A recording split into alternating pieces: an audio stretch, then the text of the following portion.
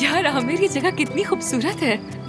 मैंने इसे पहले कभी क्यों नहीं देखा? हाँ, वाकई में मुझे समझ नहीं आता कि मैंने इसे पहले क्यों नहीं देखा। बहुत खूबसूरत है। जब तुम्हें फार्म हाउस में पहली बार देखा तब से दिल तुम्हारा हो गया। आमिर, हर सुबह, हर शाम, हर लम्हा मोहब्बत करूंगा, कभी हार नहीं मानूंगा। क्या मेरी वाइफ बनोगी तुम? एफसून, क्या तुम मुझसे शादी करोगी? हाँ करूंगी।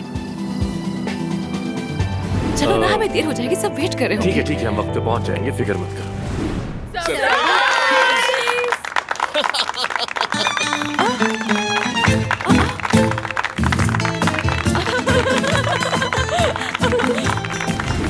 अपनी शादी में खुशामदीद। मेरी शादी? मेरा मतलब हमारी शादी। आमिर,